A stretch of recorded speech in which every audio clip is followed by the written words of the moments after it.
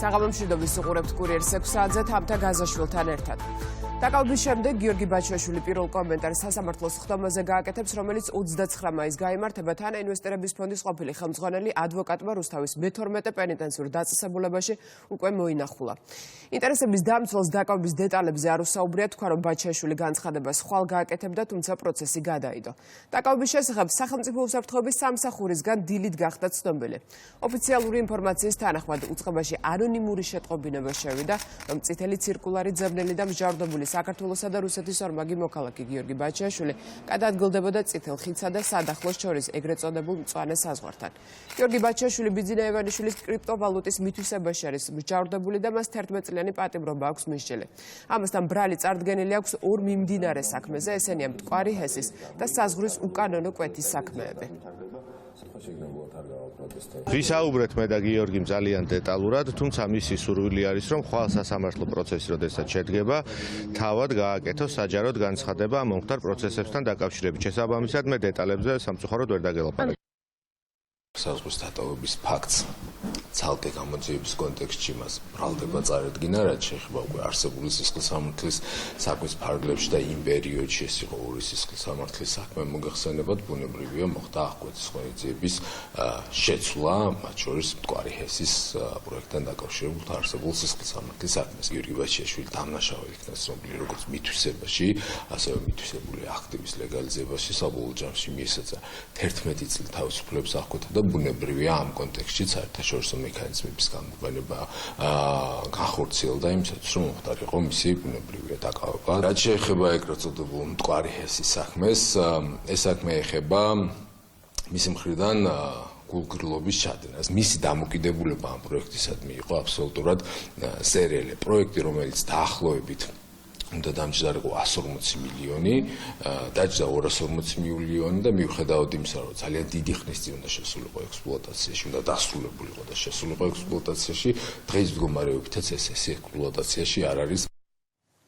თანაინვესტირების ფონდის ყოფილი ხელმძღვანელის დაკავება პოლიტიკური შეფასებების თემა კომენტარი გააკეთა პრემიერ-მინისტრმა ირაკლი კობახიძემ გიორგი ბაჩაშვილის დაკავებაზე საუბრისას სახელმწიფო უსაფრთხოების სამსახურს წარმატებული ოპერაციისთვის მადლობა გადაუხადა. პოლიტიკურად მოტივირებულ სამართლებრივ პროცედურებზე საუბრობს ოპოზიციის ნაწილი. დეტალებთან დაკავშირებით ბუნებრივია სახელმწიფო უსაფრთხოების სამსახური თავად გავრცელებს ინფორმაციას, ეს არის მათი ფუნქცია, მათი პასუხისმგებლობა. მე ზოგადად შემიძლია მადლობა გადავუხადო სახელმწიფო უსაფრთხოების სამსახურს იმისათვის, რომ ეს ოპერაცია წარმატებით ჩატარდა, სათანადოდ ჩატარდა. რა თქმა უნდა, ძალიან მნიშვნელოვანია ყველა მიმართულებით სამართლის უზენაესობის უზრუნველყოფა, სამართლის აღსრულება, კანონის აღსრულება. მე არ ვიცი რა ხდება გიორგი ბაჩაშვილთან დაკავშირებით. თავისი ჩამოვიდა, ჩამოითხვეს, დუბაიში გაყიდეს თუ იყიდეს, არ ვიცი, არ მაქვს ინფორმაცია. ეს ადამიანი არის არამხოლოდ პოლიტიკური პატიმარი, არამედ მეწარმე, რომელსაც ფული უნდა გამოსძალონ და ამ მიზნით სვავენ ციხეში. ტყვეთ აყავთ იმისათვის, რომ თქვათ ის თანხა, რასაც ბიძინა ივანიშვილი მას ედავება, გამოსძალოს პატიმრობის პირობებში. ამ ადამიანს დაუმტკიცდა სასამართლოთი, რომ აქვს ასეულობით მილიონი მოპარული, მითვისებული, თაღლითური გზით, მე ზუსტი კვალიფიკაცია არ მახსოვს და გუშინდელი ჩატარებული ძალიან წარმატებული ღონისძიების შედეგად ეს ადამიანი იქნა დაკავებული. ვილოცავ ანრი ოხანაშვილს და სპეცსამსახურებს ამ წარმატებულ ღონისძიებას, როგორც ვიცი, შინაგან საქმეთა სამინისტროც იყო ჩართული და მადლობას ვუერთდები. ეს არის წარმატებული ღონისძიება, წარმატებული ოპერაცია, რომელიც თქვენ არ გაგიხარდებოდათ, იმიტომ რომ ეს ადამიანი, როგორც აღმოჩნდა, თან მთავარი დამფინანსებელი იყო ოპოზიციის დაგეგმილი თუ დასაგეგმილი თუ მიმდინარე აქციების და საბოლოო ჯამში ასრულებდა ისიც დავალებებს სხვანაირად მისი ქმედება მას რომ ის გაებედა რაც გაბედა წარმოუდგენელია დავალების შემსრულებელი ადამიანი რომელსაც დიდი თანხები მოიპარა არის დაკავებული ძალიან კარგად არანაირ გარიგებაზე არ არის საუბარი რა თქმა უნდა ქართული ოცნება ინტერესდება მოუწოდებენ თუ არა საელჩოები ნიკა მელიას გადაიხადოს გირაოს. სახელმწიფო პარტიაში დღეს 2021 წლის მოვლენები და სტრასბურგის სასამართლოს 2023 წლის გადაწყვეტილება გაიხსენეს, როგორც მართულ გუნდში თქვეს. ნიკა მელიას დაკავებას საელჩოები მწვავედ აკრიტიკებდნენ, თუმცა ევროპულმა სასამართლომ დაკავების კანონიერება დაადასტურა და მიიჩნია, რომ პროცესში დარღვევა არ ყოფილა. მათ დღეს, მაშინ როდესაც ნიკა მელია გირაოს გადახდაზე თავად ამბობს უარს, აინტერესებთ საელჩოების პოზიცია. ამ მსჯელობაში არ შედის ოპოზიცია, ხელისუფლების ოპონენტების განცხადებით გირაოს გადახდაზე უარის თქმა არის პერსონალური გადაწყვეტილების საკითხი და მსგავს თემებში საელჩოები არასოდეს ერევიან. რაც შეეხება დიპლომატიური კორპუსის განცხადებებს, იგივე წინა შემთხვევასთან დაკავშირებით, ზურაბ ჯაფარიძესთან დაკავშირებით, ყველაფერს არის აბსოლუტურად აცდენილი. აქედანაც ჩანს, რომ ყველაფერს მართავს Deep State. არც საელჩო, არც რომელიმე ხელისუფლება და ეს შემდეგ ყველაფერს მართავს Deep State. ეს არის ძალიან სამწუხარო რეალობა, რომელიც ჩანს აშკარად ევროპაში. თქვენ ასევე გახსოვთ თავის დროზე მელიას დაკავებასთან დაკავშირებული განცხადებები 3 წლის თავზე სტრასბურგის სასამართლომ დაადასტურა, რომ სახელმწიფო მოქმედებდა სამართლის ადამიანის უფლებების პრინციპების სრული დაცვით. თქვენ მოისმინეთ რომელიმე ელჩის ან რომელიმე საელჩოს რომელიმე ქვეყნის ბოდიში ამასთან დაკავშირებით, როდესაც ჩვენ გვიგრძალავდნენ სამართლის უზენაესობის პრინციპის მიხედვით მოქმედებას. ეს იყო სამარცხვინო განცხადებები და არაერთმა საელჩომ გააკეთა თავის დროზე მელიას დაკავებასთან დაკავშირებით სამარცხვინო განცხადებები. შემდეგ სტრასბურგის სასამართლომ დაადგინა, რომ ეს განცხადებები იყო სამარცხვინო, მაგრამ დღემდე არც ერთ შესაბამის სახელმწიფოს, არც ერთ საელჩოს, არც ერთ ელჩს არ მოუხდია ამასთან დაკავშირებით ბოდიში. და ახლა უფრო მეტიც კადრულობენ და იგივე სიმეორებენ 3 წლის თავზე. გირაოს გადახდა თუ არ გადახდა, არ იქნება მორალური საჯულობის ასე ვთქვათ მიზეზს ვერ მოხსენებს ჩვენ, ზოგი გადაიხდის და გადაიხადა კიდევაც, ზოგმა არ გადაიხადა და უფრო თვით ასე ვთქვათ სამოხალხო გამბედაობაზე წავიდა, ყველა შემთხვევაში ქართულ ოპოზიციონერებს ექნებათ ბევრი შანსი, რომ დაამტკიცონ, რომ წინააღმდეგობაში არიან აქტიურად ჩართულები და არ მიდიან არანაირ კომპრომისზე. საქმის წარმოება გრძელდება, პროცესები გრძელდება და პოლიტიკური მართლმსაჯულების, ანუ პოლიტიკური ნიშნით დაპატიმრების შანსები ყველა მათგანს აქვს თანაბრად. საელჩოები ესეთ საკითხებში არასდროს არ ჩართულან და არ ერევიან. მე გადავიხდი თუ არა გირაოს წიას არ აქვეთი ზომად გირაოს მივიჩნევ თუ პატიმრობას და მსგავსი, ამაში არც ერთი საელჩო არასდროს არ ჩაერევა. ეს არის პერსონალური არჩევნის საკითხი და დარჩება ასეთად. დანაშაული არის კომისიის მოთხოვნის შეუსრულებლობა. მარტივია, მოვიდნენ კომისიის ხდომაზე და ვინმე ეუბნება, რომ არ მოსულხართო? უმარტივესია. პრიმიტიულ დონემდე დასული საკითხია, ქმედება და შესაბამისი იურიდიული კვალიფიკაცია. ამიტომ აქ სადაოც არაფერი არ არის. რა უნდა თქვან, მე არ მიუთითებ, დაველოდები მათ პოზიციას, იმიტომ რომ თავის დროზე ხან შავი დღე გაგვითენდა, ხან რაღაცა უბედურება ხდება და სინამდვილეში არაფერი ხდებოდა იქიდან სააკაშვილი, აქედან მელია, გარეთ შიგნით ორი დავალების მიღები ცდილობდა ამ ქვეყნის არევას. არ ავარევინებს. გირაო გადახდილი აქვს გიორგი ვაშაძეს, რომლის საქმის განხილვაც სასამართლოში გრძელდება. დღეს მორიგის ხდომა გაიმართა, გადაწყდა, რომ საქმე არსებითი განხილვის ეტაპზე გადადის. მოსამართლემ არ დააკმაყოფილა დაცვის მხარის შუამდგომლობა, ადვოკატები კომისიის თავმჯდომარის და იუსტიციის მინისტრის გამოკითხვას ითხოვდნენ. პარლამენტში შექმნილ საგამოძიებო კომისიაზე გამოუცხადებლობის გამო აღსრულის საქმის ფარგლებში გიორგი ვაშაძეს საფრთხის ღონისძიებად შებრდებული აქვს 50,000 ლარიანი გირაო. მასის თანხა გადახდილი აქვს, ზოგადად კი დანაშაული ჯარიმას ან 1 წლამდე პატიმრობას ითვალისწინებს. რისი გეშინიათ და წულკენის მოყოლის გეშინიათ სისხლის სამართლის საქმე საერთოდ არ უნდა აღსრულიყო და საერთოდ საფუძველი არ არის სამყაროს საქმე უნდა შეწყდეს არანაირი საფუძველი არ არის ყოველგვარი კომიტეტის ჩატარების შემოქმედი არ უნდა დაგხვდეთ სასამართლოში, იმიტომ რომ ეს არის პირდაპირ საპროცესო კანონმდებლობის დაცვა. ყოველ სასამართლოს უნდააღმავინებდეს ერთმანეთს პროცესში შუამდგომლობის წინაშე რომ გიორგი ვაშაძის ინტერესების გამოსავალებლად ფედერაციის მიერ დასაწყისიდან ამორჩეულია მეორე პოლიტიკური შარժების მოწმეები თეატრალური კარტსალი შესაძლებელი ალეგორიული შორი ალექსანდრე ტაფაძე და თემი შარმანაშვილი გურაბ ნაჭარაშვილი. მოხალხეობა კარტის ხარის კონდაქტებს სასამართლოს პროგრამის შორისობა დასაწყისიდან მოწმეების მთავრობაზე და პროგრამის ხარის ინფორმაციამ დასაწყისიდან პირები ორი დანაშაულის ჩართული. ამოიღოს დასაწყისიდან ხმაური იყო სასამართლოში გიორგი ვაშაძესა და მანდატურებს შორის დაპირისპირება მოხდა პოლიტიკოსმა მანდატურებისგან მოითხოვა პასუხი, რატომ ატოვებინებდნენ სასამართლოს შენობას სხვა საქმეზე ბრალდებულთა მხარდამჭერებს. საუბარია იმ აქტივისტების მხარდამჭერებზე, რომელთა წინააღმდეგ ადმინისტრაციული საქმე დეპუტატის მარიამ ლაშხის მიმართვის საფუძველზე დაიწყო. სწორედ ლიკა ლორთქიფანის და თათია აფრიამაშვილის სასამართლოს ხდომაზე დამსწრებს და მანდატურებს შორის სიტყვის შელაპარაკება შეესწრო გიორგი ვაშაძე. საბოლოოდ პოლიტიკოს და კიდევ რამდენიმე პირის მანდატურებმა სასამართლოს შენობა დაატოვებინეს.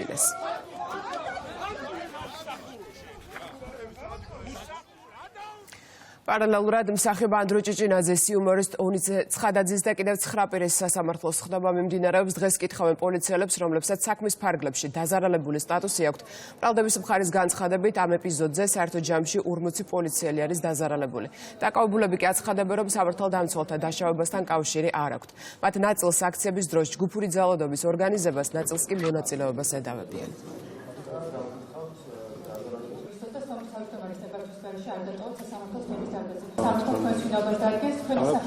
ნოემბერი იყო სამსახურებრივ მოვალეობას ვასრულებდი ჭიჭინაძის ქუჩაზე, რადგანაც სახის არეში მივიღე დაზიანება. აქციის მონაწილეების მხრიდან სახის არეში მომხდა გამოსწორილი ქვა. აქციის მონაწილეები მანამდე შეიკრიბნენ, მაგრამ აგრესიული ხასიათი სადღაც 11 საათის მიიღო აქცია. თქვენ ძალიან რაღაც ნივთებს ისროდნენ და რა ნივთები იყო? შეიძლება რომ ჩამოთვალოთ. სხვადასხვა სახის ნივთები, ქვა, ჯოხი, ბოთლი, მაშხარა, ყველაფერი რაც შეიძლება წავიქეცი, იმ წუთში უცებ ტკივილის ქონება გავყარდი, მაგრამ ასე რომ მოვედი უკვე მაყენებდნენ თანამშრომლები. ფიზიკურად ვეღარ ხდები აქ რა ხდება?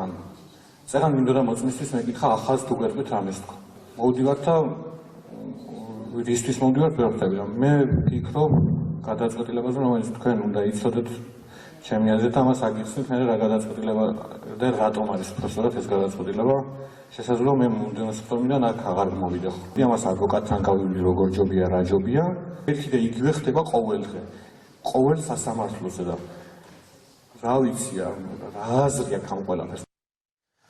რუსთაველის გამზირზე სალომე ზურაბიშვილის სიტყვით გამოსვლა ოპოზიციის ნაწილისთვის ისევ კრიტიკის მიზეზი გახდა. ყოფილმა პრეზიდენტმა გუშინ განაცხადა, რომ არჩევნები უნდა იყოს ჯერ საპარლამენტო და მერე ადგილობრივი, ან ორივე ერთად. ამ პოზიციას ბუნდოვანი უწოდა ნიკა მელიამ. როგორც კოალიცია ცვლილებებისთვის ლიდერმა დაწერა გაჩნდა კითხვები, სალომე ზურაბიშვილი პარტიების სახელით საუბრობს, თუ პირად პოზიციას აჟღერებს. ნიკა მელიამ აქვე მოუწოდა კოლეგებს დააფიქსირონ კაფე ოპოზიცია 4 ოქტომბრის მარათონთან დაკავშირებით. სალომე ზურაბიშვილს ბუნდოვანება არ დაუტოვებია ლელოსთვის, აქ აცხადებენ, რომ ყოფილი პრეზიდენტის პოზიცია მათთვის გასაგებიც არის და მისაღებიც. უცვლელია ნაციონალური მოძრაობის მიდგომა, რომელმაც სალომე ზურაბიშვილის პლატფორმა პირველმა დატოვა. პარტიაში მიაჩნიათ, რომ არანაირ არჩევნებს აზრი არ აქვს. ეს მიდგომა, რაც აქვს სალომე ზურაბიშვილს და სამწუხაროდ ზოგიერთ სხვა ოპოზიციურ ორგანიზაციასაც, რომ აზრი აქვს საპარლამენტო არჩევნებზე გასვლას, მეგობრებო, ეს იმას ნიშნავს, რომ ამ ადამიანებს მხოლოდ უნდათ სადეპუტატო მანდატი. ურთიერთგამომრიცხავია ქალბატონის სალომეს განცხადება თავისთავად, რომ გვეუბნება, რომ ადგილობრივ არჩევნებს აზრი არ აქვს, ჩაგვიტარეთ საპარლამენტო არჩევნები. მაშინ სად არის ლოგიკა? ადგილობრივ არჩევნებს რატომ არ აქვს აზრი? იმიტომ რომ გააყალბებს ასეთ პოლიტიკური ამოცანის დასახვას არანაირი შინაარსი და არანაირი შინაარსი არ აქვს. შესაბამისად, არანაირი შედეგის მოტანა არ შეუძლია. ვამბობთ ძალიან მკაფიოდ თუ რა არის ჩვენი მიზანი, ეს არის ახალი საპარლამენტო არჩევნები და პოლიტიკოსების გათავისუფლება. არაფერი სხვა რეალურად არ უნდა იყოს ჩვენი ფოკუსის უმთავრესი ფოკუსის საგანი. და ეს ძალიან კარგად ჩანდა ეს პრიორიტეტი გუშინ პრეზიდენტის განცხადებაში. გუშინ კიდევ ერთხელ გამოჩნდა, რომ რადიკალური ოპოზიცია არის სრულად მოშლილი. სალომე ზურაბიშვილმა ალექო ლისაშვილისგან ჩაიბარა აღლუმი, როგორც ამას წინასწარ ვანონსებით. ეს არის დღევანდელი რეალობა ოპოზიციაში. ამიტომ, როდესაც საუბარი აქვს მათ რიგარეში საპარლამენტო არჩევნებზე, სინამდვილეში თვითონაც არ უნდათ ეს არჩევნები, იმიტომ იციან, რომ არიან აბსოლუტურად აღობული, უკვე საჯაროდ საუბრობენ ამასთან დაკავშირებით. არც კი აწყობთ. ანუ რასაც ითხოვდნენ, ის უკვე საერთოდ აღარ აწყობთ. გამომდინარე იქიდან, რომ კიდევ უფრო მეტად მძიმე დამარცხდებიან, ვიდრე დამარცხდნენ გასული წლის ოქტომბერში. ეს არის ოპოზიციის დღევანდელი მდგომარეობა. აქედან გამომდინარე, არავისთვის, მათ შორის არც მათთვის, არც ჩვენთვის არავითარი მნიშვნელობა არ აქვს. ეს რადიკალური ოპოზიცია მიიღებს თუ არა არჩევნებში მონაწილეობა, საქართველოში შედგება სრულფასოვანი ადგილობრივი თვითმმართველობის არჩევნები. და ეს არჩევნები იქნება კიდევ უფრო მეტად სრულფოსოვანი, თუ რადიკალური ოპოზიცია მასში არ მიიღებს მონაწილეობას. ბოლოში რომ ხურდები დარჩათ აგენტურას იმისი რეალიზების სცენებს ხედავთ ყოველდღიურად. ხა გუშინ მოლოდინი გონათ რომ ათასობით ადამიანი ქუჩაში უნდა გამოსულიყო და იმდენად სასაცილო გახდა ეს მათი ვითომ პროტესტი მოგონილ ამბებზე რომ ვეღარაფერს ვეღარ შვები და წარმოიდგინეთ ლიდერად კлауდ ცდილობს თავი გამოაჩინოს ქალბატონმა სალომე ზურაბიშვილმა. თქვენ ალბათ ხედავთ რამდენად პირდაპირ პროპორციულია უცხოეთიდან გამოშვებული თანხები და პროტესტის ხარისხი. მეტი დაფინანსება ჩვენ გვახსოვს რომ ათეულობით მილიონი დოლარი როდესაც იხარჯებოდა პროტესტით შესაბამისი. და ვინც ამ პროტესტში მართლა გულწრფელად იღებდა მონაწილეობას, იმ ადამიანებს ალბათ ნამდვილად მართლ დაფიქრება. დიდი ფულია, პროტესტის ხარისხი შედარებით მაღალია. ცოტა ფულია, პროტესტის ხარისხი იკრებს. რატომ საუკუნის ფეიკი, საუკუნის αφიორა დადგეს იმისათვის, რომ აბსოლუტურად გაუმჯვრალი ყოფილიყო დაფინანსება, იმიტომ რომ ეს დაფინანსება რეალურად იყო აგენტურული დაფინანსება შესაბამისი სამსახურებისთვის. ნებისმიერი შემდეგი არჩევნებისთვის ემზადება გიორგი გახარიას გუნდი. განცხადება საქართველოსთვის თავმჯდომარემ პარტიის ყრილობაზე გააკეთა. დღევანდელ პარტიულ ღონისძიებაზე პოლიტსაბჭოს ახალი შემადგენლობა დაამტკიცეს. ყრილობაზე ითქვა, რომ ხელისუფლების ცვლილება შესაძლებელია მხოლოდ მშვიდობიანად და არჩევნების გზით. აქვე გიორგი გახარიამ საზოგადოებაში არსებულ პოლარიზაციაზე ისაუბრა. კანდიდატურებს ვინ არის თანახმა ანადადიანი არჩეული იქნეს დროებით გიხოთ, მაგრამ ისევ აგრძელებთ ამ ბრძოლას. განსაკუთრებით საკითხთან დაკავშირებით ჩვენ ვართ პოლიტიკური პარტია, რომლის პასუხისმგებლობაც პირველ რიგში მდგომარეობს თითოეული საქართველოს მოქალაქის წინაშე. და ამ პასუხისმგებლობიდან გამომდინარე ვამბობთ ჩვენ, რომ ჩვენ ვემზადებით ნებისმიერი შემდეგი არჩევნებისთვის. არ ვმალავთ არაფერს და პირდაპირ თითოეულ საქართველოს მოქალაქეს ვეუბნებით, რომ დიახ, ჩვენთვის ქვეყანაში ხელისუფლების ცვლილება შესაძლებელია მხოლოდ და მხოლოდ მშვიდობიანად და არჩევნების გზით. და ჩვენ ვამბობთ, რომ ნებისმიერი რადიკალური რევოლუციური სცენარი ამ ქვეყანაში გაახარებს მხოლოდ და მხოლოდ საქართველოს მტრებს. ისევ პოლიტიკური შეფასებების თემა ვაიმარის სამკუთხედის წევრი ქვეყნების გერმანიის, პოლონეთის და საფრანგეთის ლიდერების ერთობლივი განცხადება. ტექსტი გუშინ დამოუკიდებლობის დღეს გამოქვეყნდა და მასში საუბარია ქართველი ხალხის ევროპული მისწრაფებებისადმი მხარდაჭერაზე დაგმობილია საქართველოს ხელისუფლების ქმედებები. ქართულ ოცნებაში აცხადება, რომ ეს ეტიკეტის დარღვევასთან ერთად სახელმწიფოზე თავდასხმა. ამასთან ირაკლი კობახიძემ განაცხადა, რომ ვაიმარის სამკუთხედის ლიდერების ერთობლივ განცხადებაში საფრანგეთის პრეზიდენტის ემანუელ მაკრონის პოზიცია იმის საწინააღმდეგოა, რაც მან ალბანეთში პირადი შეხვედრისას გამოხატა. ლიდერების ერთობლივ განცხადებას მიესალმება ოპოზიცია. ცნობისთვის გამოქვეყნებულ ტექსტში აღნიშნულია, რომ ხელისუფლებამ უნდა აღადგინოს დიალოგი ოპოზიციასა და სამოქალაქო საზოგადოებასთან.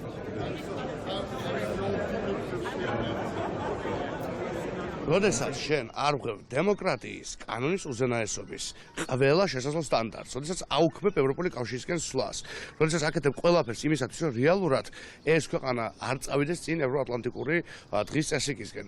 და როდესაც შენ პარტნიორები გეუბნებიან, რომ ეს ასე ვერ გაგრძელდება შენთვის სასიკეთოდ, თორემ არჩევანი შენია, შენ შეგიძლია უარი თქვა, მაგრამ გთხოვს, რომ არაერჩიო ჭაობი. არამედ აერჩიე უკეთ ცხოვრების შანსი მილიონობით ქართველისთვის, რადგან ჩარევას ადგილი არ აქვს.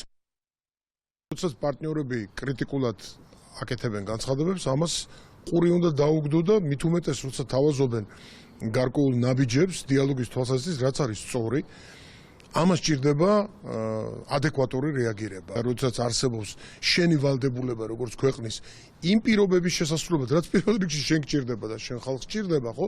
რა ჩარევაზეა აქ ლაპარაკი? ეს არის მოწოდება პარტნიორების, მეგობრების ძალიან კეთილი განზრახვით, კეთილი სურვილით, რომ შეიცვალოს ვითარება. ეტიკეტის ამბავია, რომ 26 მაისს ასეთი ტიპის განცხადება არ გაავრცელა. 26 მაისი არის საზეიმო დღე და საზეიმო დღეს, რა თქმა უნდა, მიღებულია საზეიმო წერილების გამოგზავნა, საზეიმო განცხადებების გაკეთება. პროტოკოლსაც კი არ იცავენ, ეტიკეტსაც კი არ იცავენ. აქედან ჩანს, რომ ისინი ვერ მოქმედებენ რეალურად ობიექტური ინტერესების შესაბამისად, თუნდაც საკუთარი ობიექტური ინტერესების შესაბამისად და მათ უწევთ ისეთი ხაზით მუშაობა, რაც არ შეესაბამება მათ ინტერესებს. ეს არის ძალიან დასანანი. რაც შეეხება მაკრონს, მე რაც მითხრა მან ალბანეთში, არის თავისი არსის წინააღმდეგობაში იმ განცხადებასთან, რომელიც გავრცელდა. ხო აქედანაც ჩანს, რომ ადამიანები დამოუკიდებლად ვერ იღებენ გადაწყვეტილებებს, არის ძალიან სერიოზული გავლენა ევროპაში, ევროპის ქვეყნებზე და შესაბამისად ეს ყველაფერი იწვევს იმ აღრევას, რომელსაც ყველა ხედავთ. ყველაფრის გამოყენება იმისათვის, რომ ამ ქვეყანაში შეიქმნას ნეგატიური დღის წესრიგი არის მიუღებელი.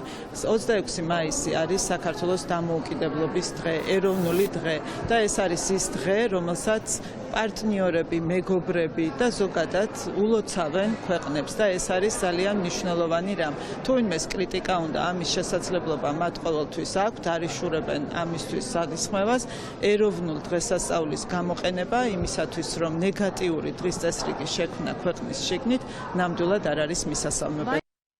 დიალოგი ყოველთვის შეიძლება, მაგრამ ვის ველაპარაკოთ?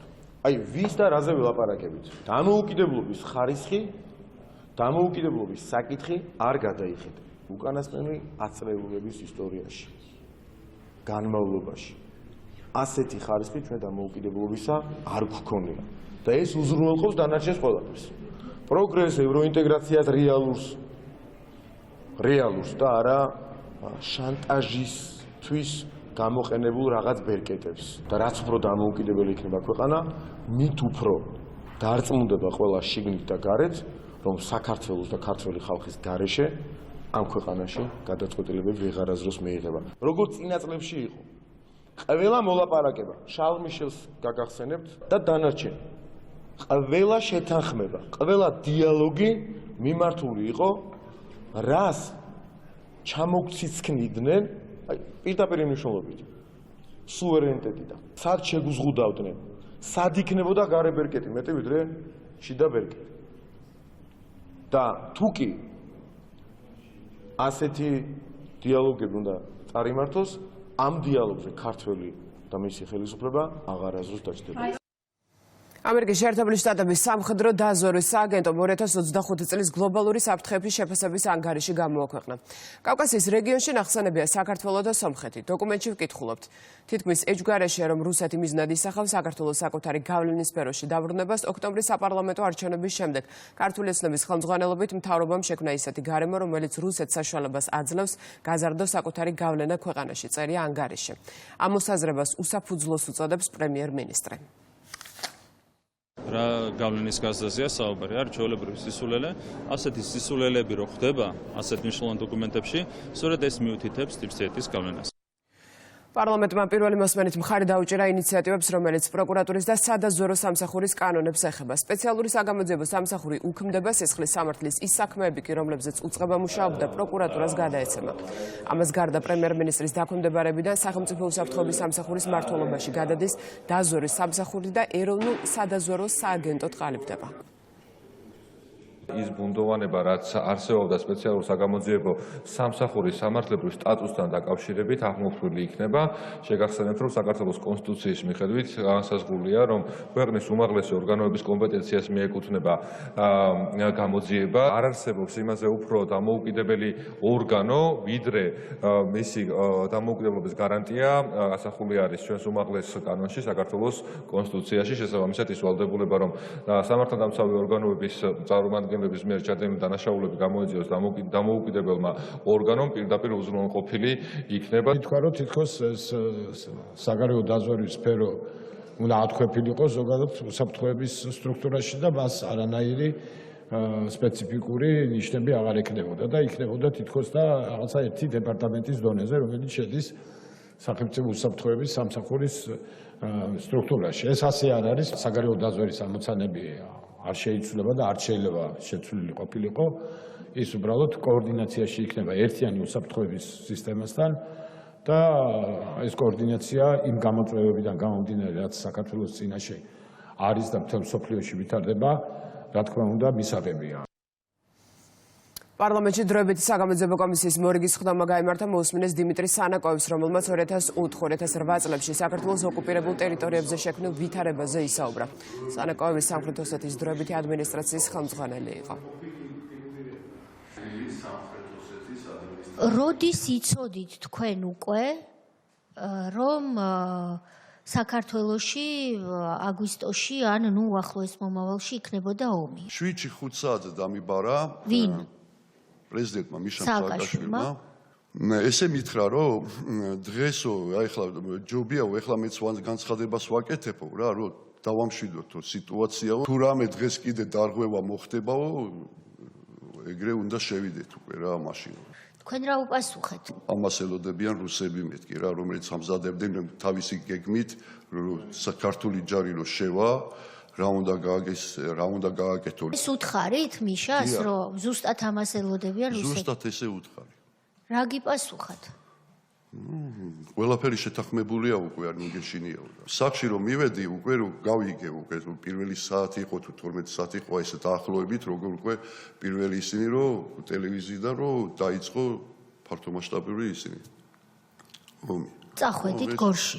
მეორე დილით. მეორე დღით. 8-ში დილით. უკედანაც უკვე იყო ზარები ცხივალიდან, ხალხი ითხოვდა რომ ცოტა რომ შეაჩეროთ არ შეიძლება რომ პროსტო რომ წავიდეთო რა დავანებოთ თავი და მივედით მე ვანოსთან და თხოვე რა იქნება და რაღაცა დროში შევაჩეროთ სროლა რომ ხალხს ჰქონდეს საშუალება რომ დატოვოს ადგილები და წავიდეს რა და შტაბი იყო ის ეხლა არ მახსოვს ეხლა ერთადერთი სამხედრო ნაწილის შტაბი იყო რა ვინ მარტო იყო ვისთან ერთად იყო რა შეხვედრა ორივე მინისტრი იყო შინაგან საქმეთა მინისტრი და თავდაცვის მინისტრი იყო კეზერაშვილმა რა თქვა არ მაქო ევაკუაციის გეგმა კავშირიც არ მქონდა პროსტო იქ ვნახე კაცი რომელიც არადეკვატური იყო მე როგორც არადეკვატური იყო რას ნიშნავს ჩემი აზრი ესეა და რა. დიახ, რას გულისხმობთ? რაღაცა გადაწყვეტილების მიღებაზე ძალიან ნერვიულობდნენ.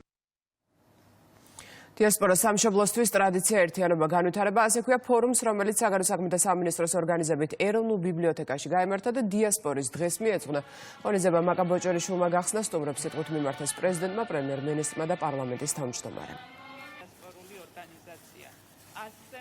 საკვირა სახელმძღვანელოები, რომელიც უსასყიდლოდ გადაეცემა რთულ კულტურასთან მაკავშირებელი. გილოცავთ ქართული დიასპორის დღეს, რომლის აღნიშვნაც უკვე რამდენიმე წელია სასიამოვნო ტრადიციად ჩამოყალიბდა. საქართველოს მთავრობის ძალისხმევით ბოლო 10 წლის განმავლობაში თვისობრივად შეიცვალა ქართული დიასპორის შესაძლებლობები. დღეს საქართველოს ფარგლებს გარეთ მოქმედებს 300-ზე მეტი დიასპორული ორგანიზაცია. 100-ზე მეტი საკვირაო სკოლა, ფოლკლორული ასამბლები, თეატრები თუ მედია პლატფორმები. ფასდაუდებელია საქართველოს სამრევლოების როლი მამულ დაშორებულებისთვის ენისა და სარწმუნოების შენარჩუნების საქმეში. როლი დიასპორის და ჩვენი თანამომავლეების ძალიან დიდია. თქვენ სადაც მოღვაწეობთ, ცხოვრობთ იმ ქვეყნებში წარმოაჩენთ ჩვენს ქვეყანას, თქვენ ახართ ელჩები, ასევე დიდი როლი აქვს ჩვენს ეკლესიებს, ჩვენს სამრევლოს, ეპარქიას, მე მათ ხელმძღვანელებს, სასულიერო პირებს განსაკუთრებული მადლობა იმისთვის, რომ უდიდეს შრომას ეწევიან და რამხელა ძალა აქვს, როცა ამდენი შეიძლება რთულ პროცესში ყოფი ჩვენი თანამემამულე არსებობს სხვადასხვა ქვეყანაში და როგორი, ასე ვთქვათ, დახმარება მათთვის რომ არსებობს იქ ეკლესია და შეუძლია მივიდნენ და მართლმადიდებულ ეკლესიაში ილოცონ. საქართველო გახდა გასული წლების განმავლობაში დიასპორის სფეროში ყველაზე მაღალი პლატფორმის გლობალური დიასპორის პოლიტიკის ალიანსის მმართველი საბჭოს თანათავმჯდომარე ქვეყანა ამ სფეროში ისეთ წამყვან ქვეყანასთან ერთად როგორც არის ირლანდია.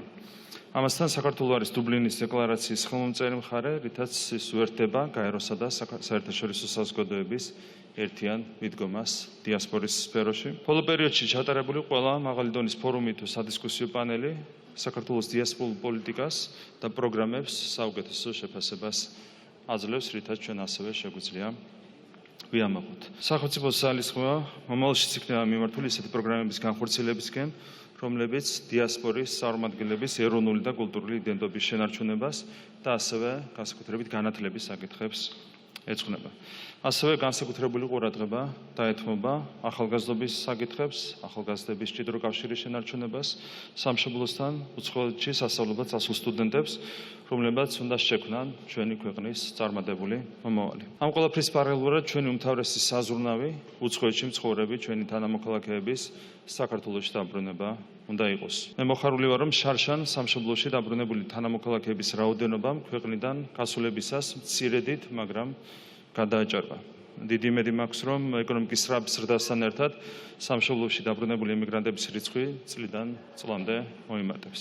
ეს არის ჩვენი ერთ-ერთი უმთავრესი ეროვნული მისია, ამოცანა. ხაზგასმით მინდა აღვნიშნო, რომ ქართული დიასპორა არის უმნიშვნელოვანესი რგოლი ქვეყნის ევროპული ინტეგრაციის გზაზე, საქართველოსა და საზღვარგარეთის ქვეყნებს შორის ორმხრივი ურთიერთობების გასაყრმავებლად. მინდა მადლობა გადავუხადო საზღვარგარეთ ცხოვრებ ჩვენს თანამემამულეებს, ქართულ სათვისტომოებს, მართლმადიდებლურ სამრევლოებს და ქართულ ფოლკლორულ ანსამბლებს იმ საქმის ერთგულებისთვის, რომელიც ეროვნული და კულტურული თვითყოფადობის, ქართული ტრადიციების შენარჩუნებას ემსახურება.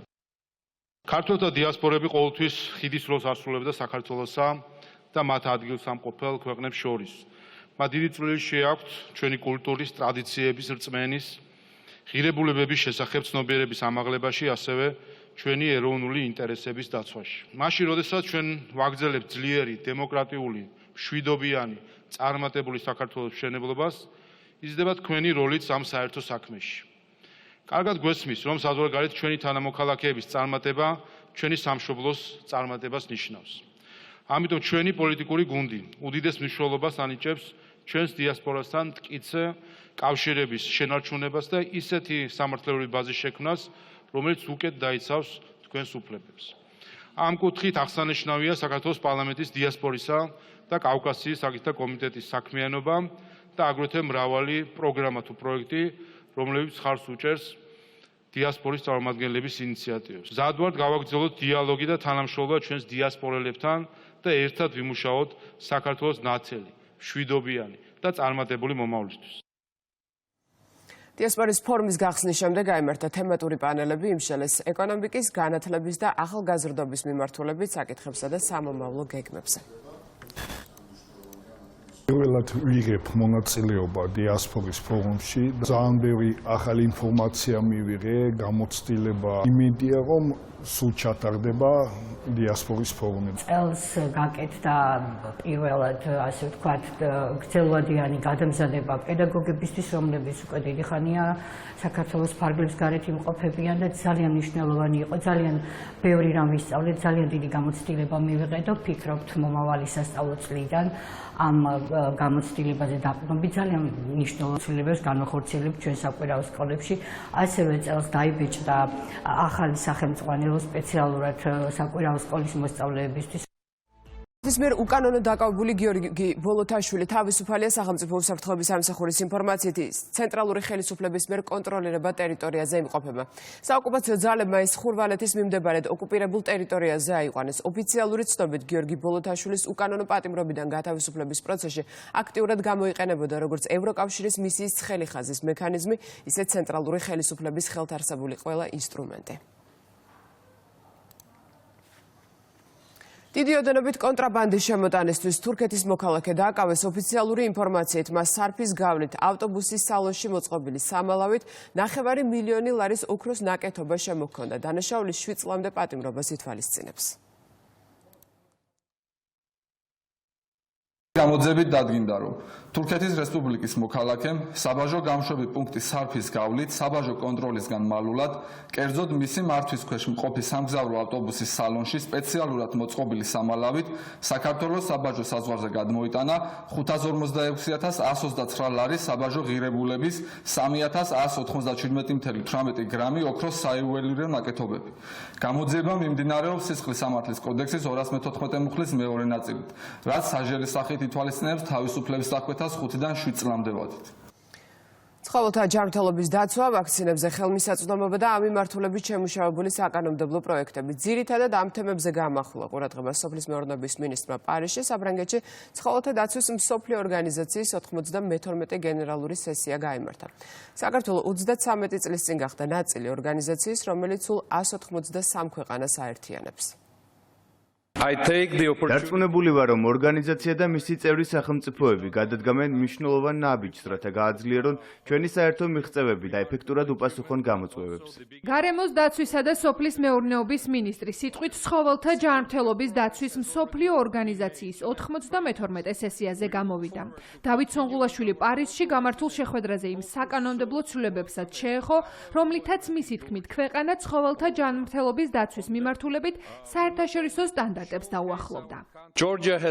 საქართველოს ორგანიზაციის წევრი 1992 წლიდან გახდა. მას შემდეგ ორგანიზაციის მიზნების სრულ შესაბამისობაშია საქართველოს ეროვნულ პრიორიტეტებთან, მათ შორის გამჭვირვალე რეგულაციებით, დაავადების გავრცელების პრევენციით, უარყოფითი შედეგების შემცირებით, ცხოველებით და ცხოველური პროდუქტებით უსაფრთხო ვაჭრობის ფასილიტაციით.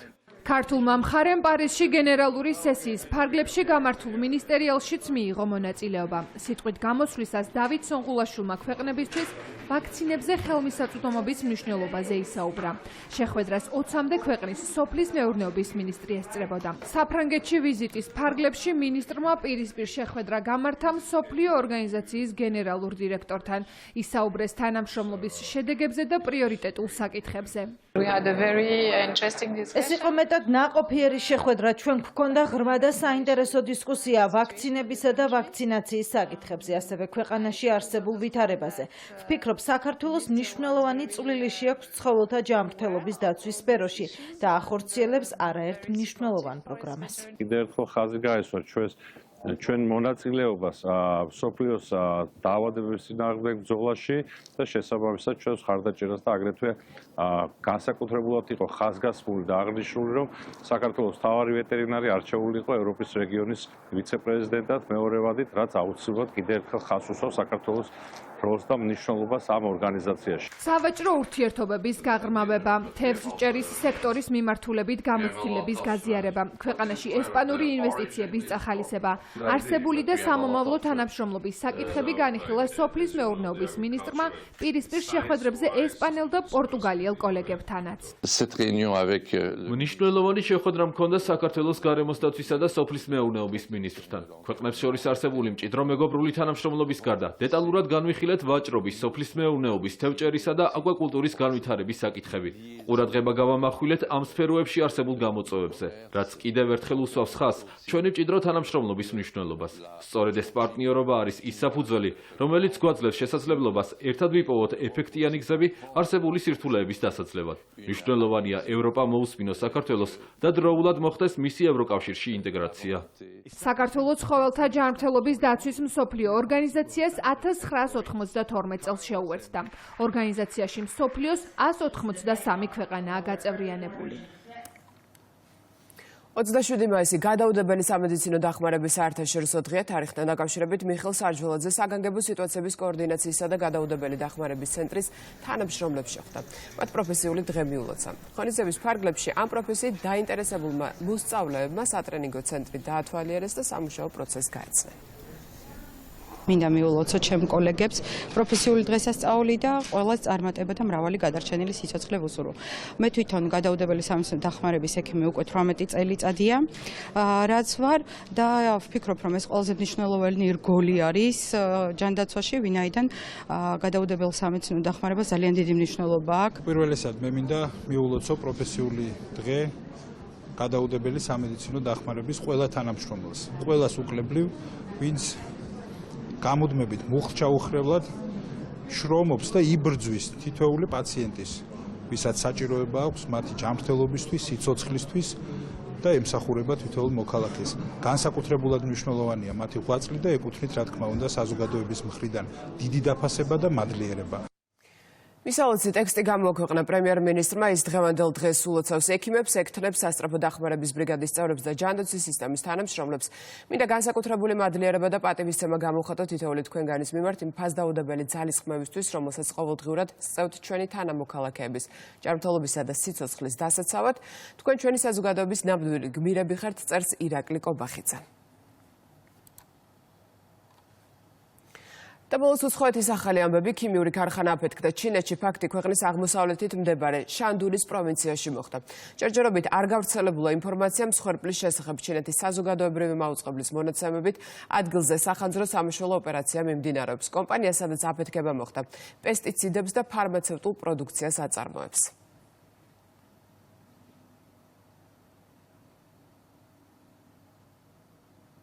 უკრაინაში საომარი მოქმედებები გრძელდება. რუსეთი უპილოტო საფრენი აპარატებით ხარკოვის და პოლტავის რეგიონებს უდავს.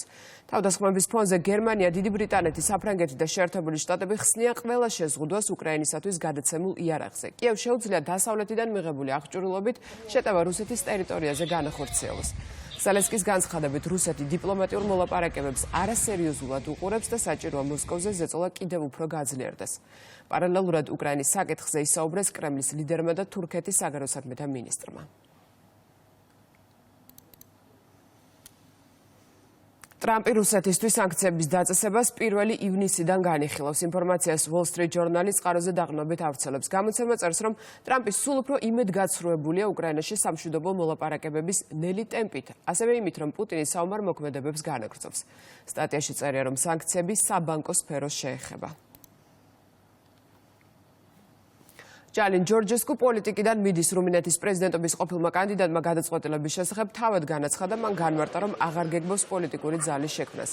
ის ნოემბერში რუმინეთის საპრეზიდენტო არჩევნების პირველ ტურში პირველ ადგილზე გავიდა, თუმცა საკონსტიტუციო სასამართლომ შედეგები რუსეთის ჩარევის არგუმენტით გააუქმა. ამასთან მემარჯვენე პოლიტიკოსის წინააღმდეგ გამოძიება დაიწყო სისხლის სამართლის რამდენიმე საქმეზე.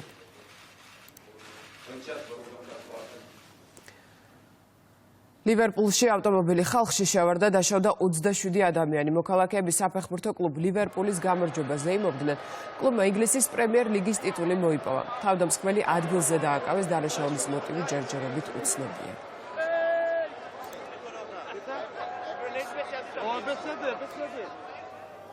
ფრანგულმა სატირულმა ჟურნალმა შარლი ებდომ პარიზის სასამართლოში სარჩელი შეიტანა, საქმე გარეკანის გაყალბებას ეხება. სარჩელში წერია, რომ ბოლო 2 წლის განმავლობაში ტელეგრამსა და X-ში გამოქვეყნდა 15 ყალბი გარეკანი, ამ პუბლიკაციებს კი კომენტარები რუსულ ენაზე ჰქონდა დართული.